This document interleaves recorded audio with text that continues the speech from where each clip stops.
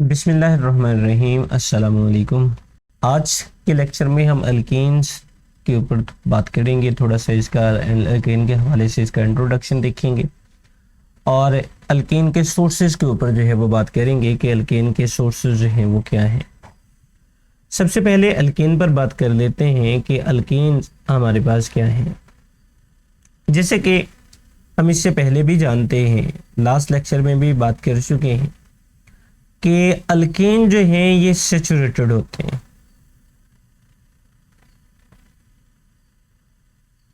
Saturated से मुराद के इनमें सारे के सारे जो हैं वो सिंगल बॉन्ड पाए जाते हैं, या आप दूसरे लफ्ज़ों में ये कह लें कि इनकी तमाम की तमाम वैलेंसी जो है वो सेटिस्फाई की गई होती हैं जी सिंगल बॉन्ड के साथ।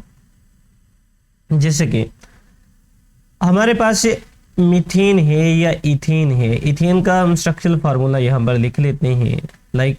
हमारे पास इथेन का स्ट्रक्चरल फार्मूला है CH3 सिंगल बॉन्ड, इसी तरह से CH3। अब ये सारे के सारे जो हमारे पास यहाँ पर बॉन्ड है वो सिंगल है, यानी कार्बन कार्बन का आपस में बॉन्ड भी सिंगल है और कार्बन हाइड्रोजन बॉन्ड जो है ये भी सिंगल बॉन्ड जो है वो बनाए हुए हैं। सो ऐसे को हम जो है वो सैचुरेटेड हाइड्रोकार्बन जो है वो कहते हैं। इनका जनरल फार्मूला CnH2n और +2 है।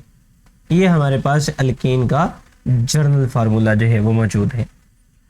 इसके अलावा अल्केन्स को पैराफिन्स भी बोला जाता है। अल्केन्स को पैराफिन्स भी बोलते हैं। क्यों? क्योंकि ये सैचुरेटेड है। बेसिकली पैरा का जो मतलब है वो है कम यानी लेस, और अफिन्स का मतलब है जी अफिनिटी यानी रिएक्टिविटी। यहां पर मैं दोनों ही वर्ड लिख देता हूं, अफिनिटी या दूसरे लफ्जों में इसको बोला जाता है रिएक्टिविटी। यानी जो हमारे पास अल्केन्स हैं ये पैराफिन्स भी कहलाते हैं। अब पैराफिन्स क्यों कहलाते हैं? क्योंकि इनकी रिएक्टिविटी जो है वो कम है। अब रिएक्टिविटी क्यों कम है? क्योंकि ये सैचुरेटेड है, यानी इनमें सिंगल बॉन्ड पाया जाता है, और ये वाला जो सिंगल बॉन्ड है ये मजबूत बॉन्ड कहलाता है। Single bond basically sigma bond जो है वो होता है, यानी कार्बन और हाइड्रोजन के दरमियान में सिग्मा बॉन्ड जो है वो मौजूद होता है। इस वजह से अल्केन्स की जो रिएक्टिविटी होती है जी वो कम होती है। अब अल्केन के सोर्सेज के ऊपर बात कर लेते हैं कि अल्केन्स को हम कहां से हासिल करते हैं। पेज को हम थोड़ा ऊपर की तरफ ले जाते हैं, यहां पर हम ले जाते हैं सोर्सेज पर हम बात कर लेते हैं कि अल्केन के हमारे पास जो है वो सोर्सेज कौन कौन से हैं। जैसे कि पहले ए पॉइंट पे लिखा गया है, the main source of alkanes are petroleum and natural gas. जो ज्यादातर हमें मीथेन मिलती है ये पेट्रोलियम और नेचुरल गैस से मिलती है। हमारे पास नेचुरल गैस, जिसको पाकिस्तान में सुई गैस भी कहा जाता है, जैसे कि हम जानते हैं कि इसमें 85% जो पोर्शन है वो मीथेन का है। 85% पोर्शन हमारे पास वो मीथेन गैस का, और मीथेन जो है वो अल्केन है। इसके अलावा प्रोपेन हो सकती है, ब्यूटेन हो सकती है, इथेन हमारे पास हो सकती हैं। इसी तरह से पेट्रोलियम में भी जो हमारे पास मेन सोर्सेज हैं जी वो अल्केन्स के हैं, यानी मेन सोर्स हमारे पास इसका ये है। दूसरे पॉइंट में लिखा गया है methane form about 85% of natural gas, यानी मीथेन जो है वो 85% तक जो है वो कुदरती गैस से हासिल की जाती है। थर्ड पॉइंट पर है जी all alkanes are obtained commercially by the fractional distillation of crude petroleum. Crude petroleum यानी जो जमीन से निकाला जाता है, या आप इसको ये कह लें जी अनप्रोसेस्ड जो हमारे पास ऑयल है, यानी जिसका अभी तक जो है वो प्रोसेसिंग नहीं हुई, जिसको जो है वो फ्रैक्शन के अंदर नहीं तोड़ा गया, वो हमारे पास जो है वो क्रूड पेट्रोलियम कहलाता है। अब इसमें कमर्शियली इससे हासिल किया जाता है, यानी मतलब यहाँ पर लिखा गया है जी फ्रैक्शनल डिस्टिलेशन। अब फ्रैक्शनल डिस्टिलेशन के हवाले से भी हम जानते हैं कि फ्रैक्शनल डिस्टिलेशन हमारे पास क्या है जी, इनके बॉइलिंग पॉइंट की बिना पर अलहदगी, यानी बॉइलिंग पॉइंट की बिना के ऊपर इनको अलग करना, यानी फ्रैक्शंस को तोड़ने को हम फ्रैक्शनल डिस्टिलेशन जो है वो कहते हैं। सो इनको यानी बॉइलिंग पॉइंट के बिना पर अलग करने से भी हमें अल्केन जो है वो हासिल होती हैं।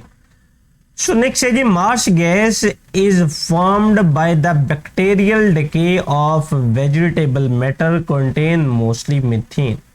यानी जो वेजिटेबल मैटर है यानी ऑर्गेनिक मैटर है, इनकी जब बैक्टीरिया के साथ डिकम्पोजिशन होती है जी, सो उससे जो गैस निकलती है वो मार्श गैस कहलाती है, और इस मार्श गैस का ज़्यादातर हिस्सा जो है वो मीथेन में। अब मार्श गैस जो है वो बैक्टीरियल डिकम्पोजिशन से क्या मुराद है, मिसाल के तौर पर आपकी कोई चीज़ ख़राब होना शुरू हो गई, यानी कोई भी फूड पड़ा हुआ है, अब वो ख़राब होना शुरू हो गया है। अब जो ख़राब होने से वो जो स्मेल आपको आ रही होती है वो क्या होती है जी, वो मार्श गैस की होती है, और इनसे मोस्ट ऑफ द पोर्शन जो है वो मीथेन गैस का होता है। इसी तरह से जो आपने जो है वो कई गाँव में से अगर आपका गुजर हो तो वहाँ पर जो है वो आपको गंदे तालाब पानी के नज़र आते हैं, जिनको अमूमन जो है वो जोहड़ बोला जाता है। अब जो है वो उनके अंदर भी क्योंकि बहुत ज़्यादा ऑर्गेनिक मैटर जो है वो मौजूद होते हैं, उनके डिकम्पोजिशन से भी वो जो है वो निकलता है, मार्श गैस जो है वो निकलती है। इसी तरह से हमारे सीवेज सिस्टम से यानी जो नकारा पानी है, या आप ये कह लें जी फजलात वाला जो पानी है, अमूमन जो है वो गटरों वाला जो पानी है, अब उनसे जो स्मेल आपको एक आ रही होती है जी, उनमें भी एक स्मेल जो है वो मीथेन गैस, यानी वहाँ से भी जो गैस निकल रही होती है वो मार्श गैस जो है वो हमारे पास होती है। नेक्स्ट है जी हमारे पास point number 5, fuel gases obtained from the coal, यानी फ्यूल गैसेज जो कि कोयले से हासिल करते हैं। कोयले से हासिल कैसे करते हैं, हमने कहा जी इसकी डिस्ट्रक्टिव डिस्टिलेशन की जाती है। Contain alkanes in a small amount, यानी इनके अंदर भी जो है वो अल्केन मौजूद होती है। मीथेन अक्कर इन गोबर गैस, मीथेन जो है वो गोबर गैस के अंदर भी पाई जाती है। सीवेज गैस, जैसे कि अभी मैंने कहा जी सीवेज गैस यानी गटरों का हवाला आपको दिया। Biogas which are formed by the decomposition of cattle dungs, यानी कैटल यानी मवेशियों का जो गोबर वगैरह है उससे। एंड एक्सक्रीटा, एक्सक्रीटा का मतलब है जी नालियाँ वगैरह या जहाँ पर पानी जो है वो खड़ा रहता है, उससे जो उसमें ऑर्गेनिक चीज़ें मौजूद होती हैं जी, उनकी बैक्टीरियल डिकम्पोजिशन की वजह से जो है वो निकलता है जी एक्सक्रीटा। यहाँ पर जो है वो नाली मुराद है जी, जिनसे जो है वो सीवेज का पानी जो है वो बहता है। एंड प्लांट वेस्ट, और इसी तरह से जो पौधों के वेस्टेज है जी, उनके ज़रिए हम अल्केन जो है वो हासिल कर सकते हैं। सो ये था जी आज का हमारा लेक्चर, जिस पर हमने अल्केन के ऊपर बात की कि अल्केन्स हमारे पास क्या होते हैं, इनका हमने जनरल फार्मूला देखा। इसके अलावा हमने ये देखा जी कि अल्केन्स को पैराफिन्स कहते हैं। पैराफिन्स क्यों कहते हैं, इस हवाले से हमने बात की, और इसके अलावा इसके सोर्सेज के ऊपर बात की। सो आज का लेक्चर यहाँ पर ख़त्म होता है। इजाज़त दें, अल्लाह हाफिज़।